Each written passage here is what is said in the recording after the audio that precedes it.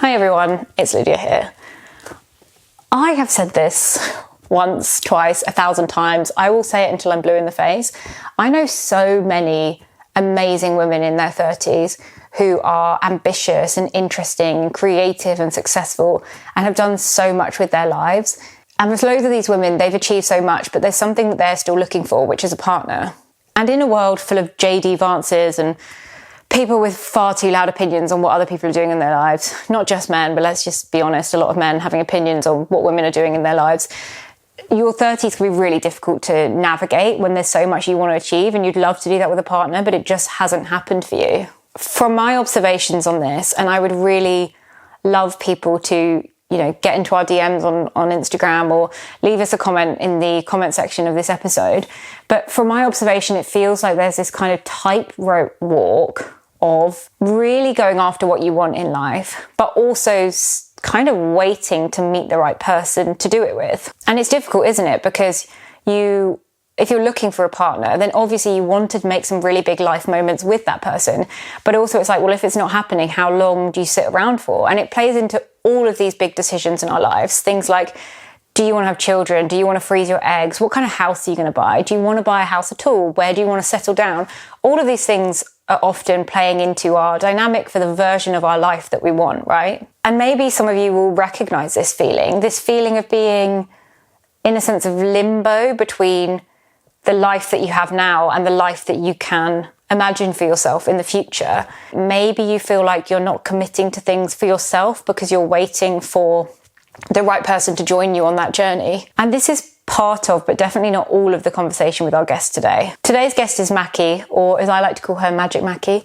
And I met her through Lauren's coaching. If you recognise the name Lauren, there's been two Laurens on the podcast so far. There's been Lauren Tallulah, who was talking about ADHD, and there's been Lauren, who is our coach, both mine and Macki's, and she was talking about purpose and kind of losing your purpose, but finding your path. If you're interested in that, go back and have a listen to that episode. Macki is very vibrant and creative. She's someone who's very complex and reflective and really gets deep into her emotions in the most beautiful way, I think. She's also someone who you'd call definitely like a free spirit. She's got this real like creative energy and this kind of electricity and excitement to her. That's why I call her Magic Macki, because she kind of brings that feeling to everyone that she meets and every interaction. And with that thing of being a free spirit, she's also kind of unconventional. And that's really what this episode is about. It's about unconventional routes to happiness.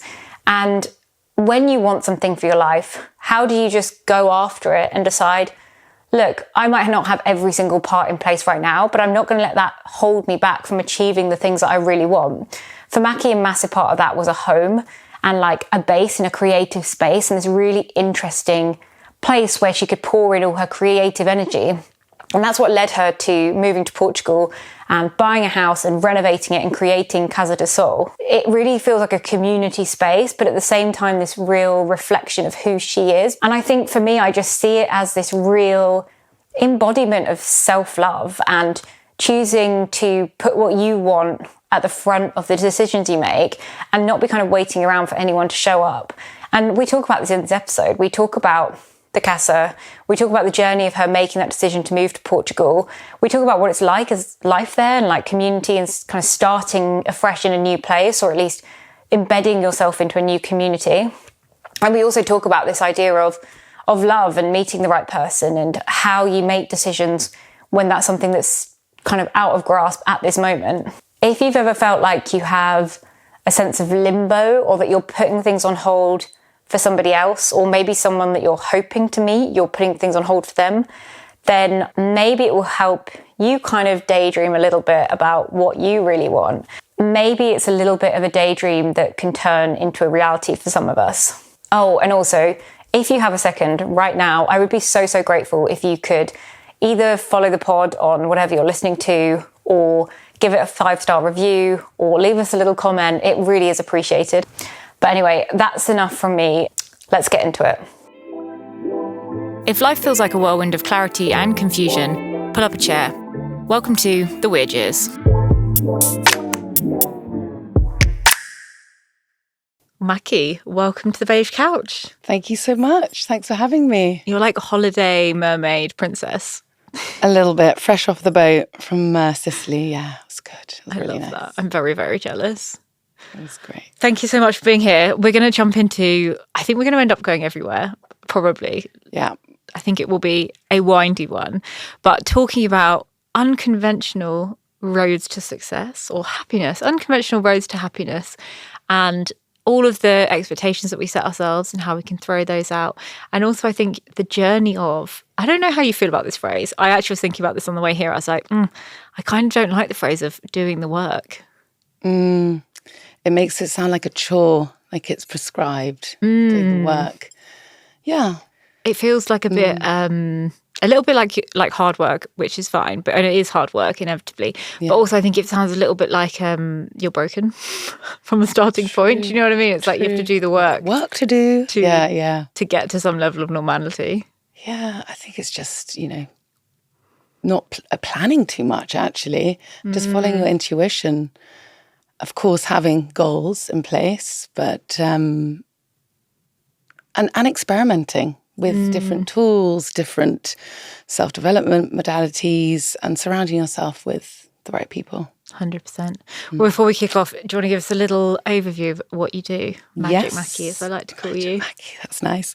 Well, I'm a mermaid. No. When you're not being a mermaid, what do you do? When I'm not being a mermaid, I am a personal brand curator and founder of a branding agency called Studio Macki, which I launched in 2017. And the last couple of years, I've been transitioning more to supporting entrepreneurs with their mindset, their values and vision, and helping them build purpose-led businesses, basically. I love it. Before we get into everything, I also want just a tiny little teaser of Casa do Sol, please. So Casa do Sol is my home, sweet home in sunny Portugal, 45 minutes north of Lisbon, that I bought 3 years ago. And I am creating the Casa into this shared haven where people can connect with nature, because it's in a valley bowl, beautiful west-facing sunsets, with themselves through retreats. So it's a retreat space, and also I've just turned my garage into an art gallery. I actually installed the gallery wall in the foyer the other day for a photo shoot, and it's basically got my friends' artworks surrounding it. So yeah, a space to cultivate creativity, curiosity, and if anyone needs a space, let me know. I'm sure loads of people will jump at that. I want to go into, because it's been a journey for you to get to the Casa, right? Yeah. I think what I've loved in getting to know you over maybe nearly a year now is that you are someone who, in my view, is very unapologetically yourself. Or just maybe unapologetically actually makes it sound like you're a bit like, I am who I am, which I don't think is how you are. You're more very accepting of yourself, or the growing that you're doing and all of these versions of yourself. What led you to Portugal? Self-discovery that then led you to Portugal? I think I've always been a free spirit. I've always loved traveling. So every year I'm on a journey to discover new cultures, to seek inspiration, meet new people.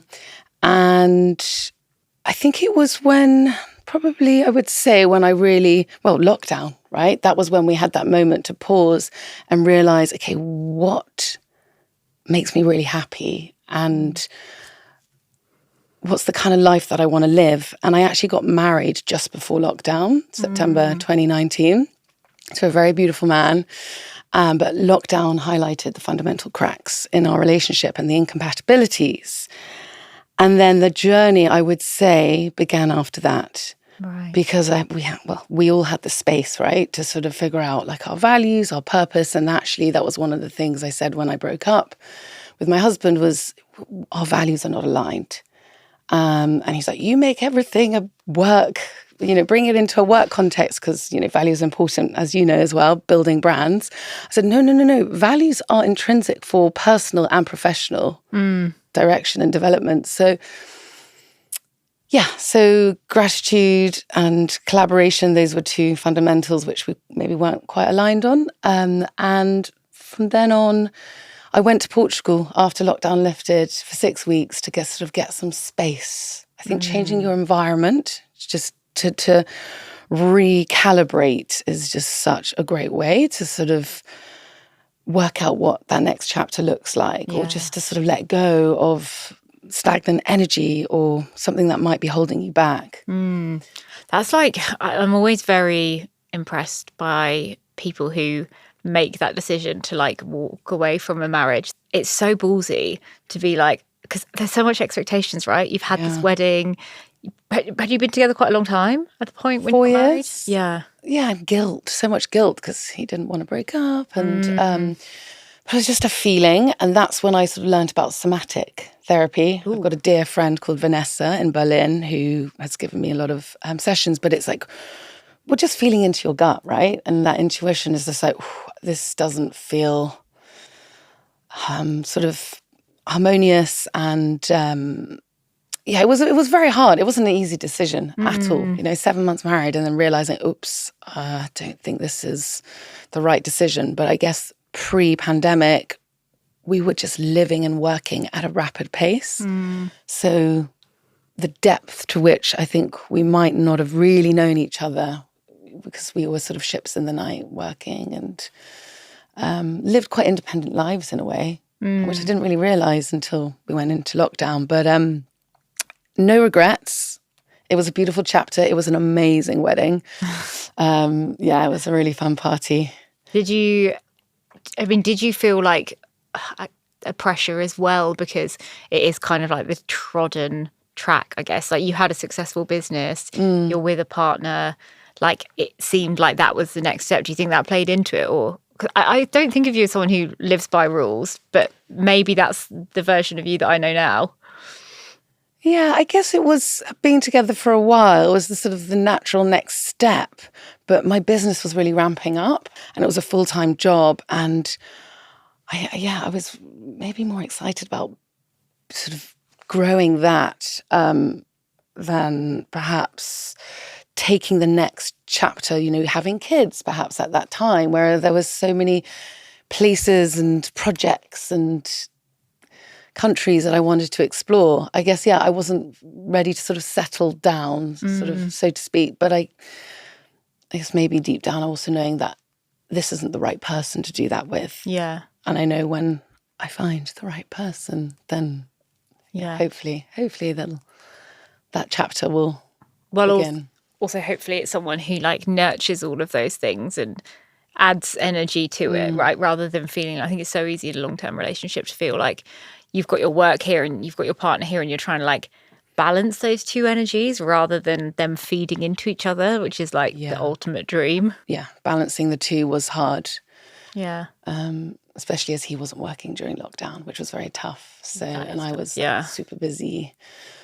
But and then that next chapter, sort of when lockdown lifted, just being in Portugal, feeling the sunshine on my skin and just seeing that, oh my gosh, there's so much opportunity here. I didn't know anyone. I knew like a couple of people loosely, but I wanted a challenge. I wanted more stimulation. And I think that's something I'm always striving for is variety. I love variety in life. Typical manifesting generator.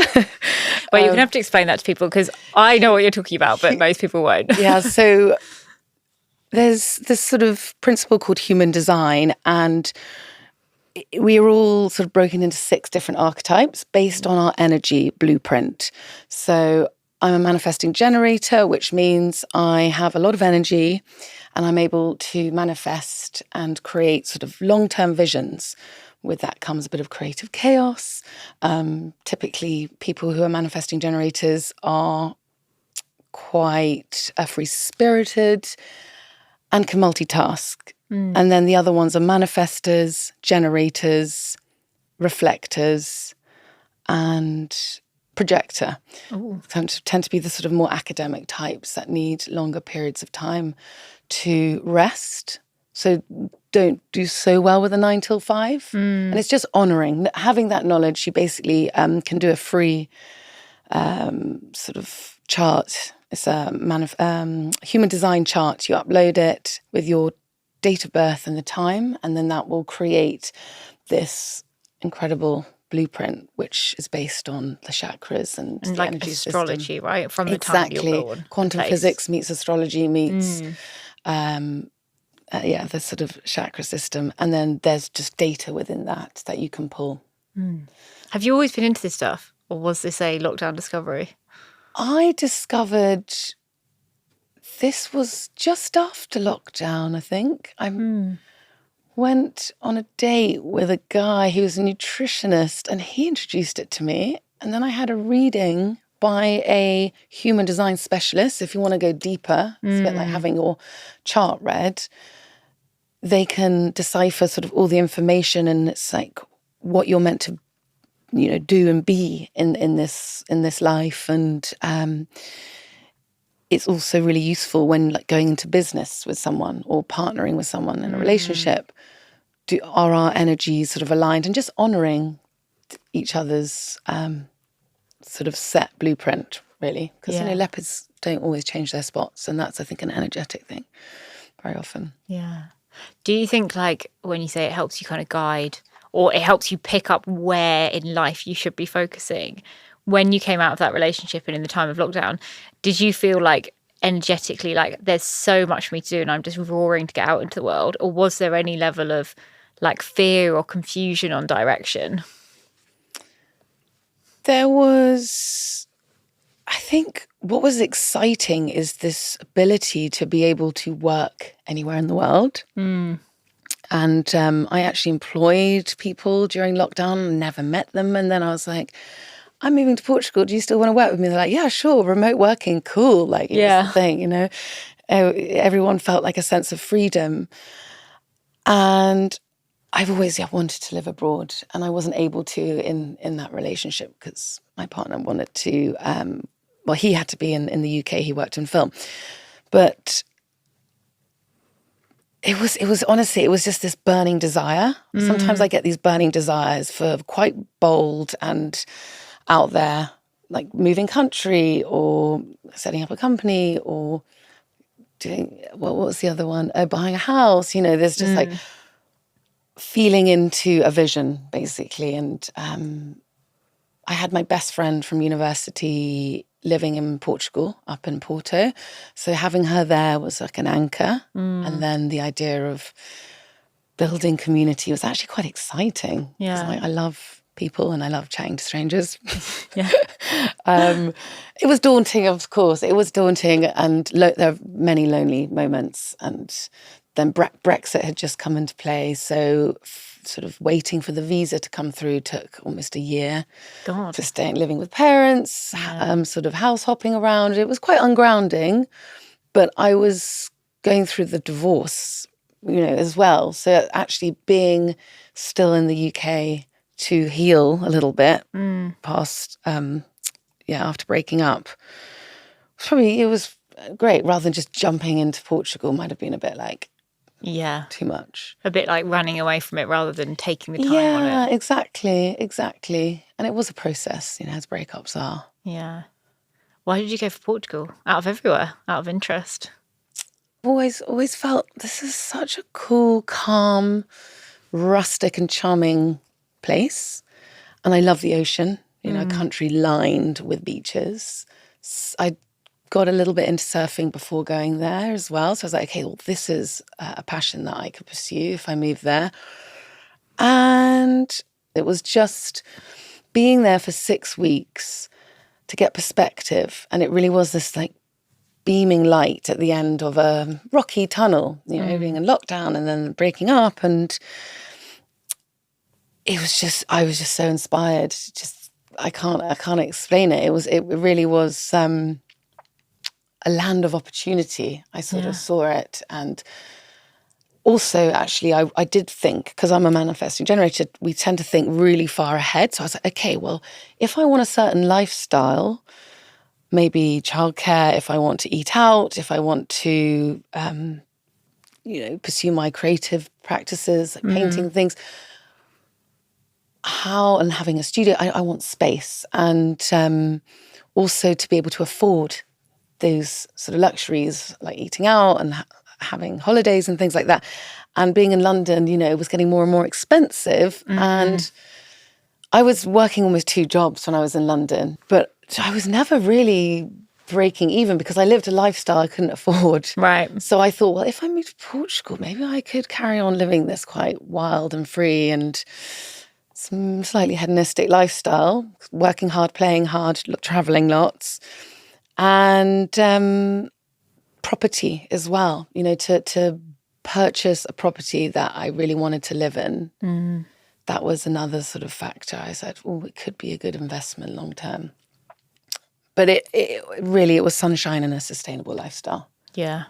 The top 2 reasons. It's so, I think that view of like where, like the lifestyle that I want is something that I think people actually completely forget, because you kind of in London, especially when you get to like your 30s and maybe you're thinking about buying a house and you've got like a career that's been going on for 10 plus years, you kind of like forget all the other places in the world. It's only when you like, I don't know, mine will be, I'll suddenly like swipe on someone who you went to uni with or something, and I'm like, oh my God, they're living in like New York, or like they've gone to live in Bali, and you're like, oh yeah, you can actually just like pack up your life and change it if you want to.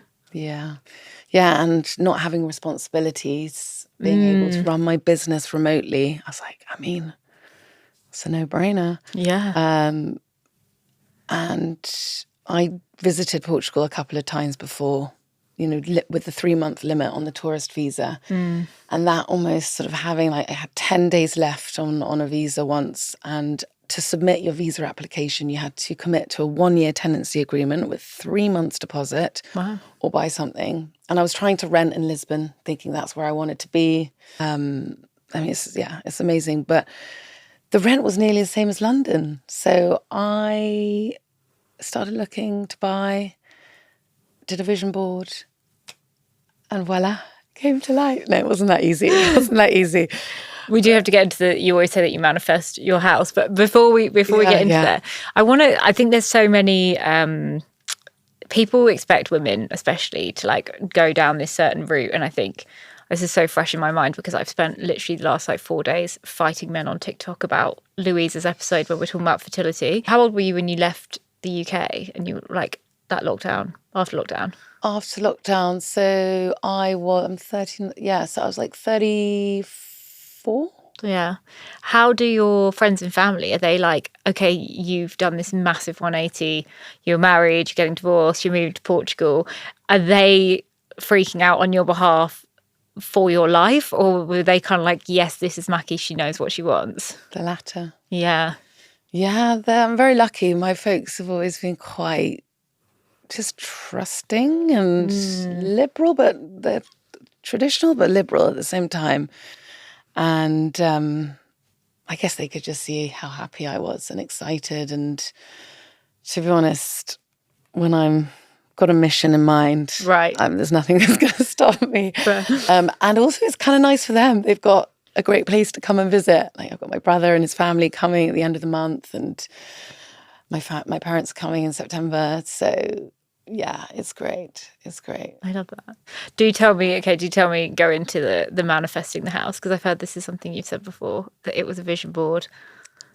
Yeah, so I really did think, I want to be in the city where all the action is, where the people, I'm building my company. It's good for networking. It's, it's the place to be. But it literally, the rentals were falling through left, right and centre, wanting more and more money. And it was like 6-7 months of just trying to rent, because I think a lot of people were like...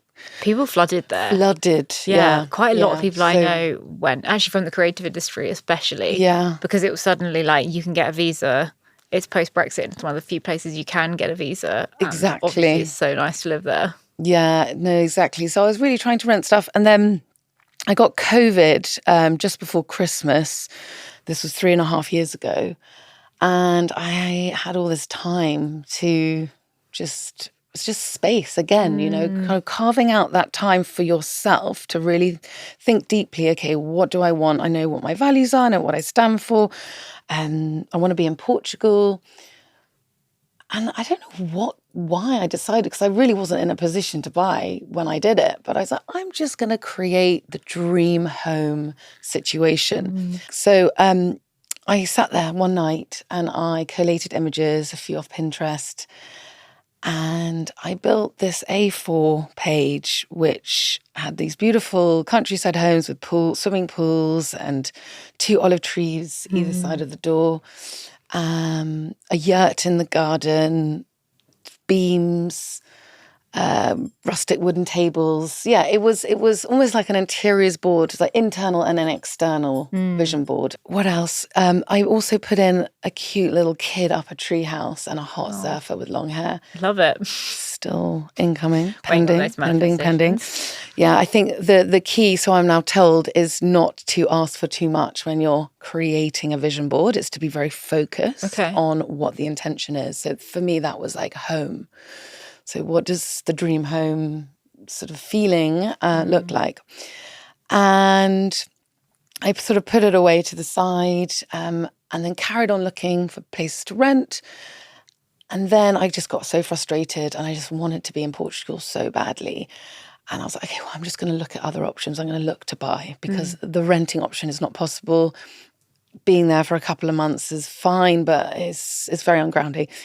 And I bookmarked about 7-8 properties on a Idealista, which is the property search platform. I met a broker called Zoe, absolutely incredible woman. I've never experienced someone working so efficiently, and she explained the whole buying process to me. She scheduled all the viewings, and in a nutshell, basically, most of the properties were ruins. They needed so much work, like crumbling walls, and they were really in a bad state. And then Casa de Sol, I thought it was a bungalow at first. It was like 1 floor, 3 bedrooms, beautiful rolling valley views, surrounded by vineyards. I was like, no, this is too good to be true. And they're like, right, let's go downstairs now. And I was like, what? There's more? And then, oh yeah, and there's an orchard down there with a well. And I was like, what? Like, this is so dreamy. And the smell and the tiles in the bathroom reminded me of my grandparents' home. So that familiarity made me feel, like a sense of home, and it was loved and looked after. It had a really good vibe. And the Portuguese family that were living there before, the husband, Bruno, and his son were downstairs. And I went to say hello. And I said, hi, Bruno, your house is really beautiful. And he said, thank you. Do you want to buy it? And I was like, yeah, maybe I do. Anyway, it just created this little sort of sweet moment, went away. 5 days later, Zoe rings me. She's like, Macki, the American couple have just put on an offer. Because they were the other couple. We actually bumped into them when they were leaving, when we were arriving for the viewing. It's always so awkward, isn't it? They were so like you're always really, looking at them and like, being like... and they were like, competition. It was such a weird process. And then 5 days later, so it was like, the agents rang me, the Americans have put in an offer.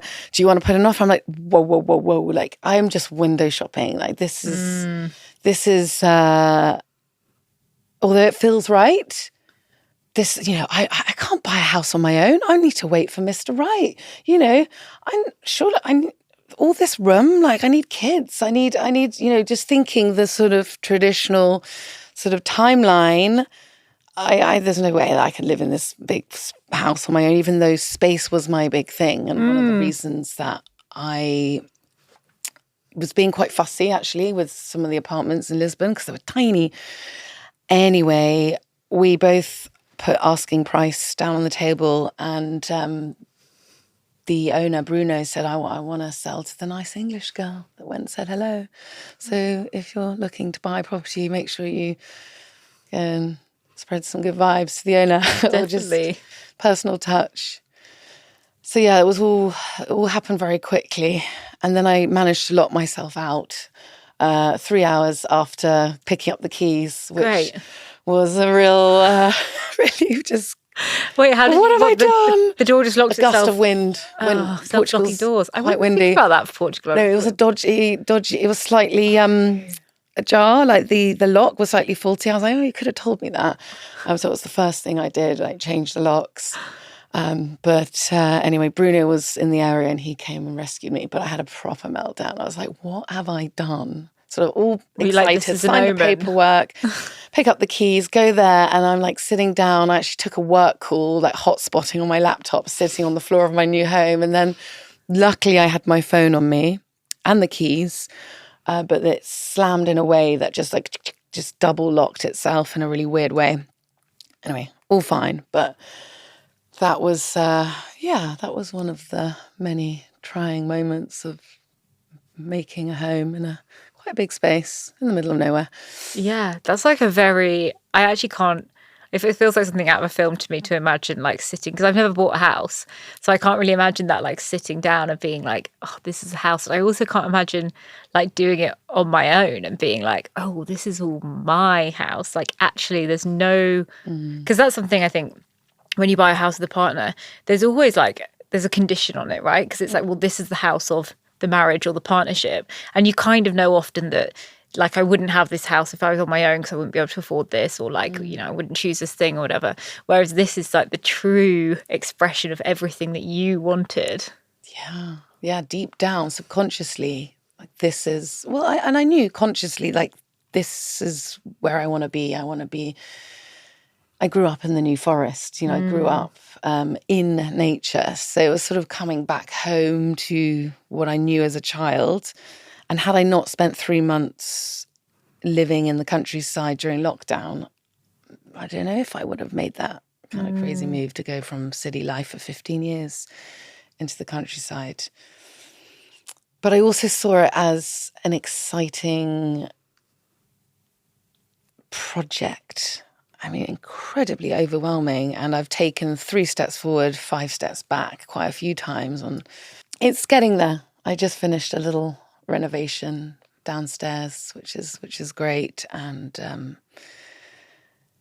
it just feels more and more like home. And just to be able to share it with others. I love having Airbnb guests now because of like the reviews, and like we've had the best family holiday we've had in years, and they really pick up on like the detail, the artworks, the textiles, and they really appreciate the garden and the sunset. And yeah, it's kind of, I almost feel weird staying there on my own for long periods of time. Not only does I go a bit mad, but and that's sometimes a little bit lonely, but it's it's just wonderful to be able to share it. And also I need the income to be able to like keep it ticking over.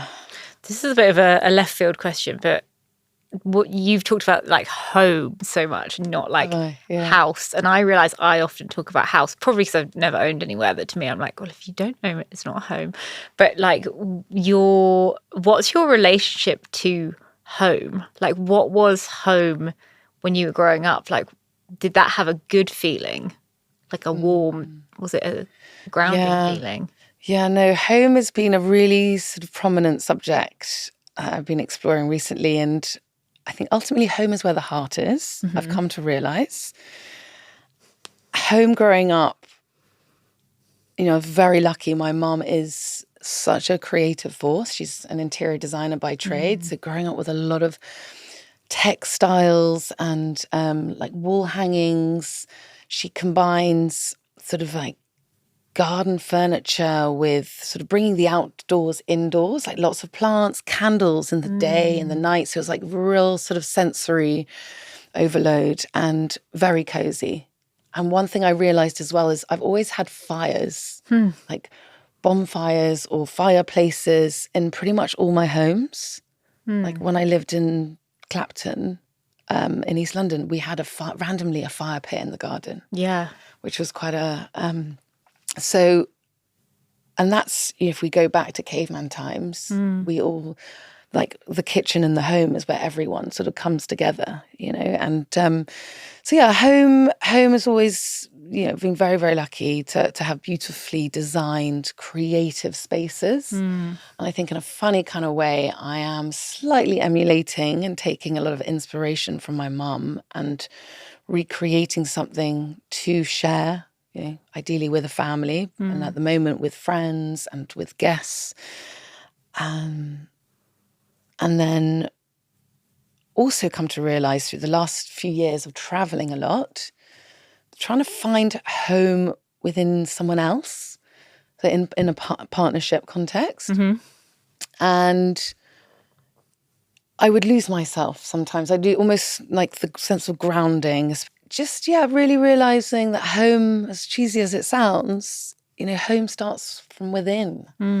And yes, Casa de Sol is my world, and it's very strange. Like recently, I've been kind of referring to Casa as like, or feel like it's almost like a partner or a child, because it gives me security.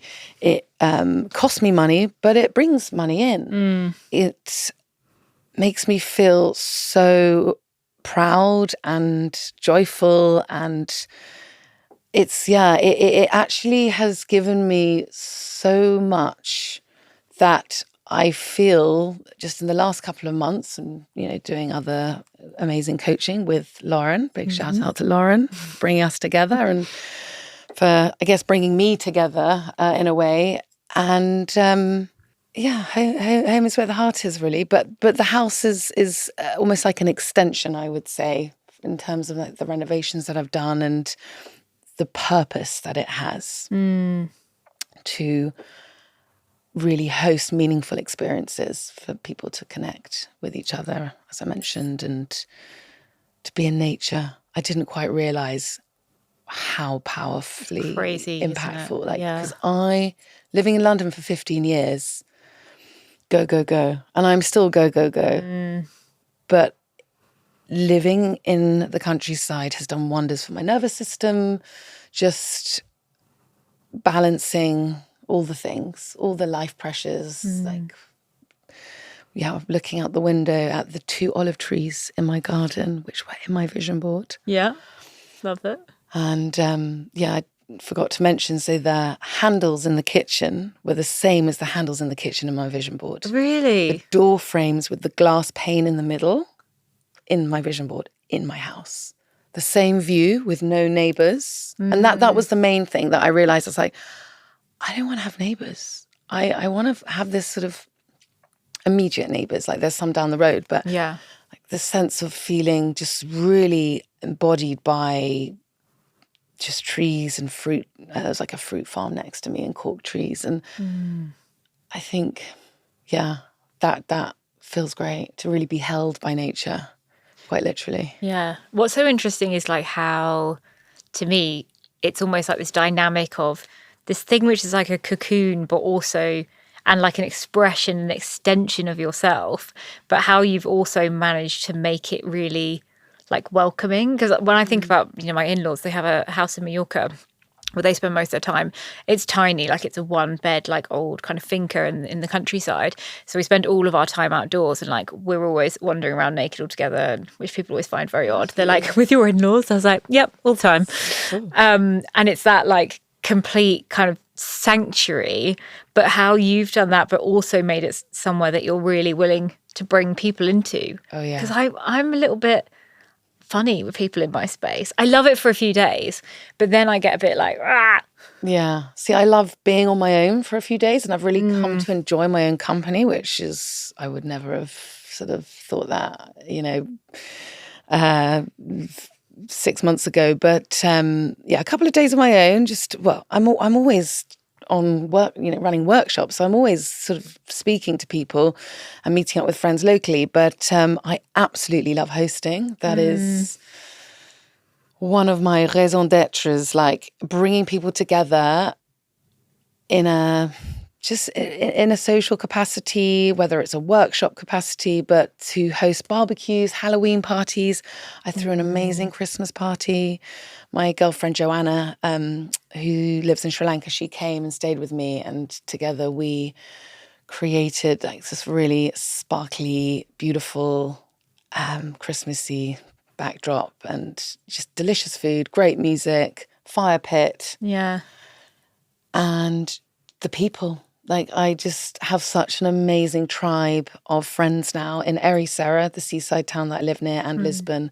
And just bringing like 45, 50 people together, just seeing them all just laughing and connecting and sharing stories and into the night is literally just, my my favourite thing to do. And I installed a disco ball in my living room. Fabulous. Which I feel is quite symbolic of, the centerpiece of unity and celebration. Celebration is one of my values. I basically love to party and celebrate life, and each other and the space that I have. How did you, well, firstly, how did you meet like all those people and how do you, because I think that's something, one of my friends is looking to, he really wants to find a partner and he keeps being like, oh, I'm kind of thinking of moving here and I'm kind of thinking about moving here. And it's always through the lens of, like, we always end up discussing like, oh, do you think you'd be able to meet someone there? Like, would you be able to meet friends there? Would you be able to meet a partner? Like, what would that look like? And it's such a massive fear because it's harder to make friends, like as you get older, I think especially. Like, how have you cultivated this whole tribe like in another country so quickly? So the places that I found my tribes, co-working spaces, bars and community events. So Facebook groups, I obviously went off Facebook, but then moving to another country, Facebook has been amazing. Right. Connecting with people on expats in Ericeira group, for instance, and people are sharing events. And I just literally rock up to these events and cafes and bars. Surf classes, actually. Surf classes have been great. And then when you get in with like one crew and then you meet someone at that event, people are also much more open. I find like being, like in your late 30s in London to try and cultivate community is a bit harder. Yeah, everyone, sure. And London is more spread out. But when you live in a smaller community, so if I'm like in Lisbon or in Ericeira, my two, I guess, zones where I hang out, people are just so much more open to connecting and you can actually form very deep relationships very quickly. Because people are quite trusting. And it did take a while at the beginning. What I came to realize was like, oh my God, it's so nice to be living in an area, so the countryside and 20 minutes from the ocean, just to reduce that pace. Yeah. Because I've always been like a million miles per hour. And now realizing how healthy it is to actually not just go. I feel like that kind of soaking up the environment that you're in is so much more powerful. Like, I think people hear that like, oh, soaking up the energy that you're around. And for people it can feel like really woo-woo, but actually like it's so innate in us. And when you take any, like one of the things you've talked about so much is like time.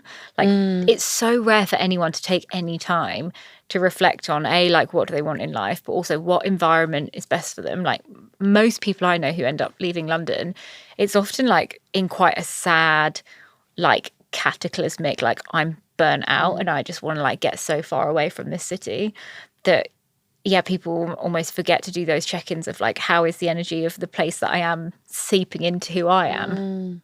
Yeah, no, it really is the feeling. Like, I felt Portugal I just felt so happy. Like just sort of, it's grounding. It's a grounding feeling, just sort of settled and around people. Rodrigo is one of my best friends. Two of my best friends are actually Portuguese, which is really lovely because it's quite easy to just get into these expat bubbles of Brits, lots of Dutch and Germans. It's great. It's an international crowd, but that was really important for me to make sure I integrate in the culture. And although my Portuguese is not very good. And it's a hard language. I remember the first time I heard Portuguese, I was like, what the fuck is this? Because you read it and you're kind of like, okay, I presume it sounds a little bit like Spanish. And then you hear people speak it and you're like, to me, I was like, it sounds like Russian or something. It's like a weird mix of this language I'd never heard. It's tricky, but I'll get there one day. But yeah, luckily I do speak and understand a bit of Spanish, so it's easier to understand. But just having friends that feel like home. And I actually said that to Rodrigo the other day on his birthday. And I just said, having friends like you here in this new world that I'm sort of, 3 years into, just, yeah, it's like thanks to those people that it really feels like home. So very grateful to have found like-minded souls. I want to share it with someone now. Yeah, it's also like I think the energy of energy I've always been like "Ugh, weird, but I've started thinking about it a lot more recently. And when I started the podcast, I realized that people that I talk to would just suddenly like open up to me. And I went through this phase where I was doing loads of social stuff, and I was always joking to my friends, being like, people just love to trauma dump on me. And I love it because I love to get into like the deepest parts of someone's childhood trauma within 20 minutes. Like that's my vibe. It's a gift. So I feel like there is also a real reality of if you're someone who's open and like looking for friendship or looking for connection, it's almost like you put out these little radars and you kind of even like I remember filming an episode and I went straight into Waitrose once, and this woman just turned to me and started talking to me about flowers, and I was like, in my like 15 years of living in London, no one's ever done that. And I was like, since I've become this person who's asking people to open up, people around me just seem to turn and be like, oh, I really love these flowers, and start talking about their day. And I was like, what is going on?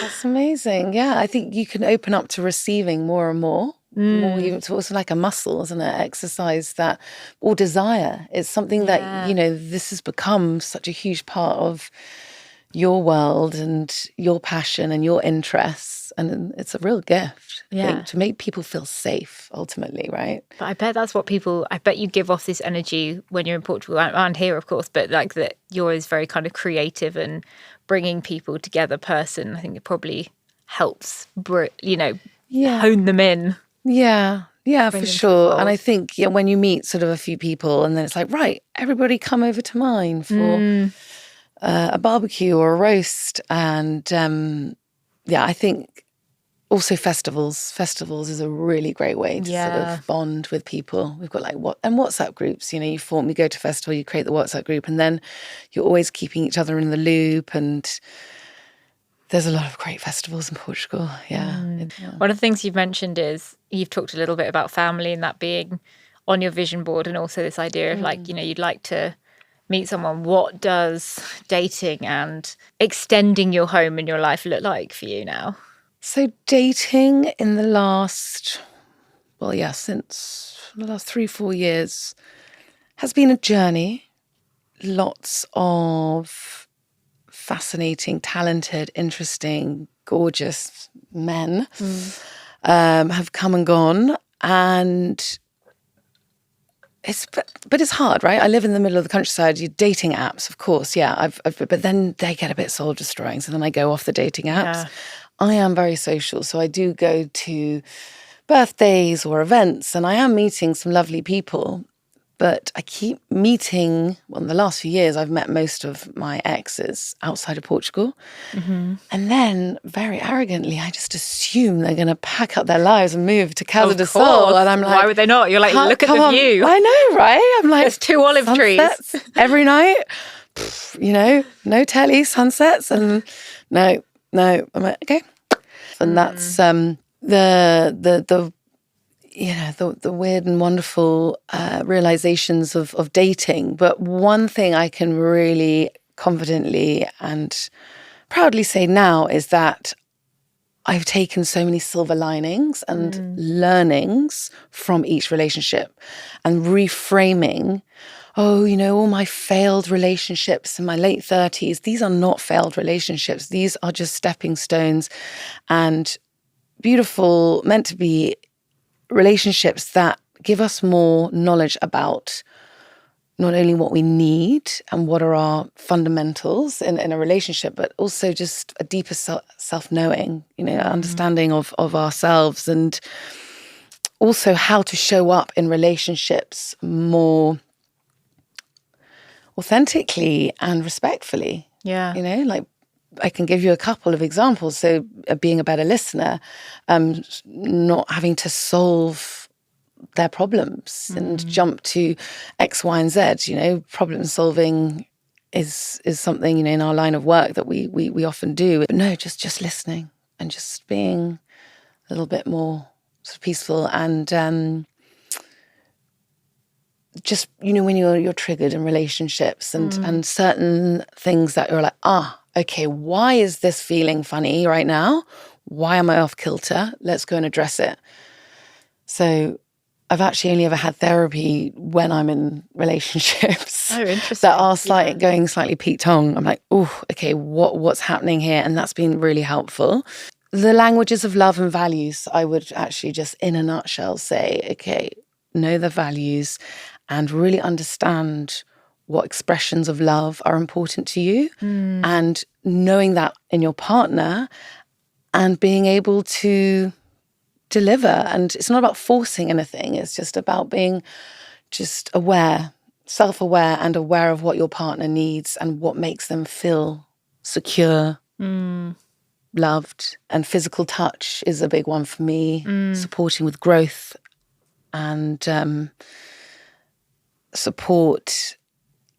And then, the sort of positive affirmations, I'd say those are my sort of top three. Just putting it out there. Manifesting.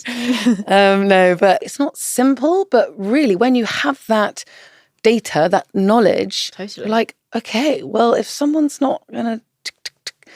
And then I need to be aware, like, okay, what are their needs? And it's one of life's greatest mysteries for me right now. Yeah. But... there's always this narrative, and I think, again, I'm thinking of this because of the battles I've been doing on TikTok with angry men, but there's often this narrative of like that women, and especially they project it onto women who are past 30, they're like, oh, they're single because they're too picky. And in my head, that's such like, they have like this tick box that no one can fulfill. And it's such a bizarre concept, because when you look at most marriages end in divorce, that is the reality. Like most relationships end. So the idea that by having more and understanding yourself would make you less of a viable partner, to me is like, anyone who thinks that way, like, you're getting it so fucking wrong. Because wouldn't you rather have the person who comes into a situation like knowing who they are, understanding, dynamics that work best for them, understanding where they're the best partner to somebody else? You're like, why would that be threatening? Because then you're way less likely to have a rug pull. If someone's coming into something like open and honest about things, you're not going to date them for 4 years and then suddenly realize like, oh no, this person's actually got all these layers underneath that they haven't even explored, and they don't even know who they are. I agree. It's you don't really know who you are until you're well into your 30s. I completely agree. Yeah. But when you know at the same time, and I think we do evolve as humans through different chapters of our life. But I do think, just and a lot of people do know what their fundamentals are, and they do know the kind of life that they want to live. And I guess I didn't really know that in my early 30s. I just wanted to keep exploring. I'm an adventurous person, and that doesn't bode so well with sort of settling down. And, I love building things, like building projects, businesses, homes. And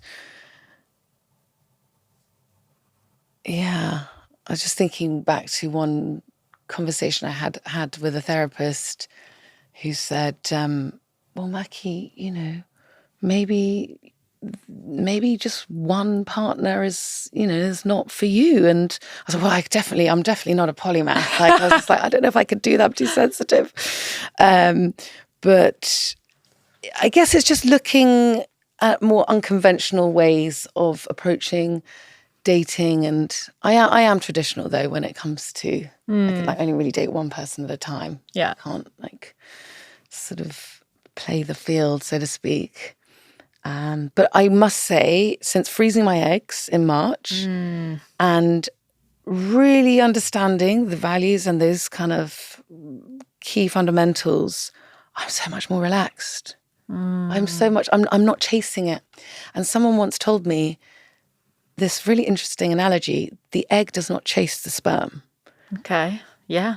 Do you know what I mean? At a cellular, biological level, it's just like, chilling. We're just like, right, come on, whoever. Like, if you can get here and you're good, okay, but if you can't, that's so fine. To mirror that, and a sort of wider lens, I'm just like, yeah. Obviously, it's taken a while for me to come to terms with that because the biological clock's ticking and I want to share my life with someone. But my heart is pretty full right now. I have incredible friends and family. I have 5 godchildren. I have a home that really fulfills me, a career that really fulfills me.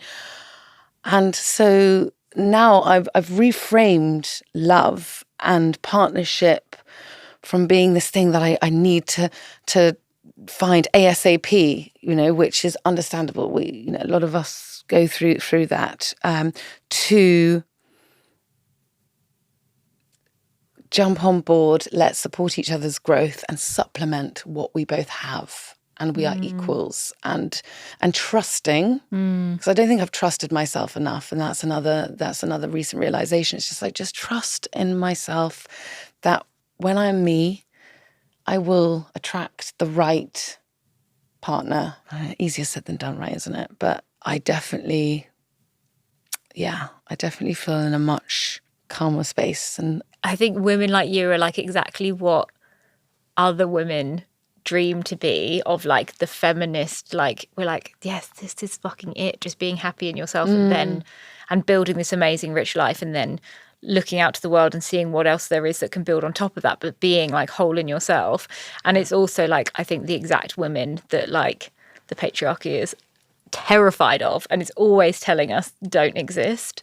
So I'm really glad you could come to the couch and be like a real version of that, because I think it is, anytime you hear these stories of, single women are happier and stuff, or women are buying houses. I think 30% of UK households are single people now, and they're much more likely to be like women are buying their own homes much faster than single men. So it's like a lot of women are just being like, yeah, I'm just going to build my life. And then if you fit into it, I think it's terrifying for a lot of people to see that and be like, oh my God, there's going to be all these happy, fulfilled women. What does that mean for the world? Yeah. Lots of dogs. Lots of dogs. Yes, dogs so and cats. true. No. There was this thing I really wanted to mention, because when I read it, it made me think of you, was Emma Watson, the actress. She talked about this thing of like self-partnered, like the anxiety that she felt turning 30 and like this need to have a husband and a home and a partner and kids and stuff. And later on talked about like, actually she's come to this view of like self-partnership, of if you can build that core with yourself strong enough, then it does open you up to like, explore other things with other people. And I heard that and I was like, oh, I feel like that's such a beautiful way to talk about it. And I think if a lot of people are honest, are we self-partnered? Like if you have a narrative that tears yourself down or is questioning or thinking you're not good enough because of society's expectations, like, are you partnering yourself, Yes, but it's not thanks just to me. It's having the support of coaches. It's having sisterhood, having the support of my beautiful best friends. A lot of my best friends are guys, and having a man's perspective on, am I being irrational here? Or just keeping you level-headed, I guess. And self-partnered, it's an interesting word. I think I mentioned earlier, didn't I? Like I felt like my home was my partner. Which is a really weird thing to say. I actually just sent my house a postcard last week. I know that's really weird. I love postcards. I bought 12 postcards, sent them to like friends, family, godchildren, and there was one left. I'm like, who should I send it to? I'm going to send one to the house. Right. How nice. But it was also like, I wonder how long it takes for the postcard to arrive. Anyway, just for multiple reasons why I wanted to. I was like, well, I just quickly need to get this out. So I just sent one.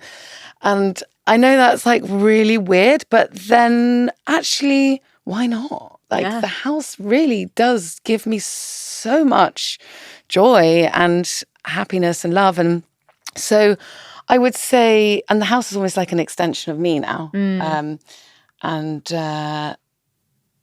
But yeah, I think when, say, freezing your eggs, you connect with your body and yourself on a much deeper level. You have coaching to help sort of rewire that subconscious, to turn those limiting beliefs into more empowering sort of self-concepts, right? And it's a combination to get there. It takes time, and journaling, and like having those rituals, like our meditation on Mondays and Wednesdays, journaling, and just having really loving, supportive friends just to ride life's waves with you. Yeah, it's not a solo venture to get Hell there. no, it's definitely not. Okay, I'm gonna wrap this up with yes or mess. Yeah. But I'm gonna ask you 5 rapid fire questions, and you answer yes if you're into it, or mess if you're like, I don't think that's a good route. You can expand a little bit if you really want to. So the phrase "you attract what you are."